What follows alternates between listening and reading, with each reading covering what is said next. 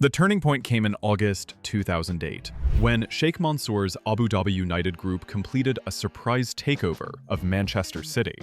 Overnight, City went from a mid-table club into one of the richest in the world, as blockbuster transfers like Robinho signaled a new era. The new owners insisted on a long-term plan. Chairman Khaldoon Al-Mubarak summed up by insisting City would not become just a team of all-stars, but a club built sustainably. Under this vision, billions were spent on players and infrastructure. Within 3 years, City turned gold into glory, winning the FA Cup in 2011 and claiming their first league title since 1968 in 2012. By 2014, they had added another Premier League crown, and the foundations were laid for a dynasty to come. So welcome everyone to yet another informative and entertaining episode where we will discuss the Man City before the Man City. What do I mean by that? We will justify that in the video, so please don't forget to smash like and comments down below if I missed anything. I genuinely appreciate y'all's constructive feedback. And guys, do I have to tell you this every video? Subscribe, please. Aight, that was a bit corny. Okay, let's go. Pep Guardiola's appointment in 2016 marked a dramatic chapter. The Spaniard arrived amid much fanfare. City's chairman called him one of the best, if not the best, managers today, which is somewhat true, and right after, immediately transformed the team.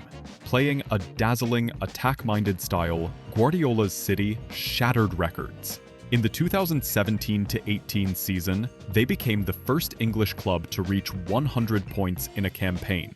Then, in 2018-19, captured all domestic trophies, Premier League, FA Cup, and League Cups, a feat never before achieved by an English men's team. Under Guardiola, the trophy haul piled up. Consecutive league titles in 2021, 2022, 2023, and 2024.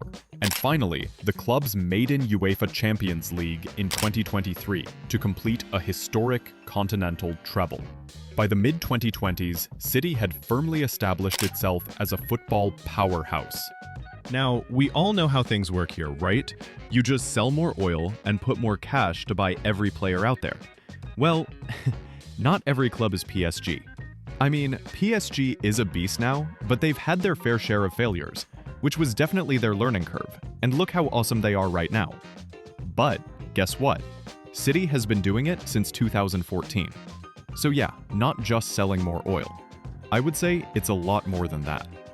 Beneath the trophies lay a vast investment in the club's infrastructure.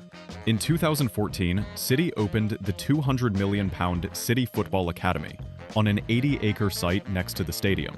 This state-of-the-art complex contains over 16 pitches, many with undersoil heating and floodlights, and its own 7,000-seat academy stadium. It was designed to train all of the city's youth and senior players, from under-6s up to the first team, on the same site. Chairman Khaldoon explained that this fulfilled Sheikh Mansour's pledge to nurture young talent while staying rooted in the community. To prove the point, the city donated part of the land to a local college and guaranteed nearly 30 hours each week of community use for the pitches. Today, more than 450 players train at the CFA campus every week, ensuring a pipeline of homegrown talent and support for local football. City's ambitions reached far beyond Manchester. The club became the flagship of the City Football Group, a multi-club conglomerate owning stakes in 11 teams across 5 continents. CFG's global network means scouting and player development happen on a massive scale. City simply taps into this network for transfers and talent. For example, developing a player in Belgium or Brazil and then integrating him into the Manchester squad. By 2022, CFG teams had won league titles in countries from Australia to the United States to India. Proof that City's model of data-driven recruitment and shared resources was paying off globally. The financial results reflect this success. City Football Club topped the Deloitte Money League in 2021 to 2022 with approximately €731 million in revenue. And Forbes in 2022 valued Manchester City as the 6th most valuable football club on earth, about $4.25 billion. Now, before moving on to this one, I know this one could be a bit controversial, but hey, I would say when we talk about FFP charges and any other money-related fair play violation City has done will be very subjective. And also, City being a oil uncle, what I meant to say was being a financially healthy club makes it even more concrete to the non-fans out there. And we hear jokes about City paying $500,000 per week to lawyers and stuffs like that. But guys, if you can afford to, why would you not get the best possible services out there, right? But for all the silverware, City's rise has been shadowed a little bit by off-field controversy. Leaked financial records led UEFA to accuse Manchester City of chronic FFP breaches, overstating revenues, etc., prompting a sensational 2020 decision to ban the club from Europe for 2 seasons and impose a €30 million fine, which didn't happen, of course. City mounted a successful appeal at the Court of Arbitration for Sport, which overturned the ban on technical grounds. Some charges were found time-barred or not established, though City was still hit with a €10 million fine for lack of cooperation.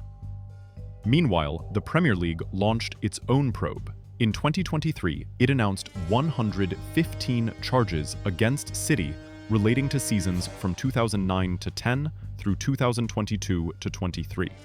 A lengthy hearing ran from September 2024 into December, with a verdict expected in spring 2025.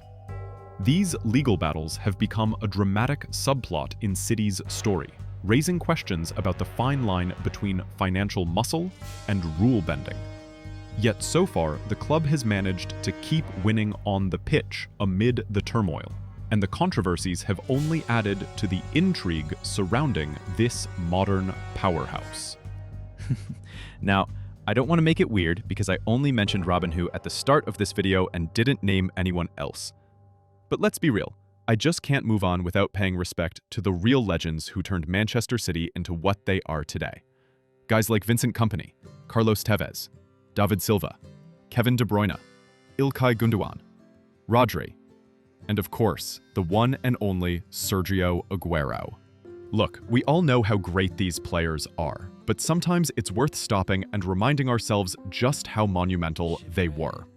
Kompany wasn't just a captain. He was the heartbeat of City's defense. That guy led with authority, dragged the team through battles, and even scored iconic goals that literally sealed titles. Tevez? The man brought the fire, his work rate, his aggression, his ability to flip games on their head. That's when City fans really started believing they weren't just the noisy neighbors anymore. Then you've got David Silva, El Mago. He didn't just pass the ball, he painted pictures with it. Watching Silva thread through defenses was like watching art in motion, and honestly, he made football look effortless. Kevin De Bruyne picked up that creative torch and cranked it up another level. Vision, passing, leadership, you name it. For me, watching KDB whip a ball onto a striker's foot is still one of the most satisfying things in football. And then you can't forget Gundogan, the man who turned up in clutch moments, especially in those title-deciding games. He had that calmness and ability to control the tempo when the stakes were highest. Rodri, meanwhile, is just the definition of a modern holding midfielder. Disciplined, intelligent, and the guy who makes everyone else around him look better without needing the spotlight. But of course, Aguero. Aguero! Still echoes in football history. That goal didn't just win a title, it announced Manchester City as a superpower. He was lethal, consistent, and probably the greatest striker in City's history. So yeah, let me throw it over to you guys. Which one of these City legends was your favorite growing up? Or maybe you're still growing up. I don't know. For me, personally, it was David Silva, Aguero, and KDB. I didn't really grow up watching all of them from the very beginning, because by the time some of them came into their prime, I was already a bit older. But I still caught Kompany's rise, and I remember Silva back in his Valencia days, before he even became a Premier League magician. Either way, all these guys were pillars of City's journey, and week after week, year after year, we all got to witness their greatness in real time. Now, to sum it up, Manchester City's transformation from perennial underachievers to a global football behemoth is nearly complete. In just over 15 years, the club has redefined success. It now boasts a haul of domestic trophies rivaling any team in England and is finally a Champions League winner. More than that, City has set new standards in organization and ambition, pioneering a model that blends heavy investment with technical innovation and global reach.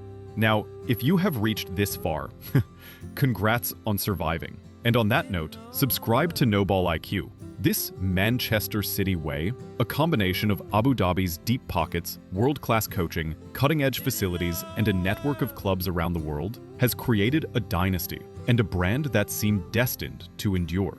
Love it or loathe it, City's journey from Eastland's underdogs to football giants is a tale of swift reinvention, one that has already left an indelible mark on the modern game.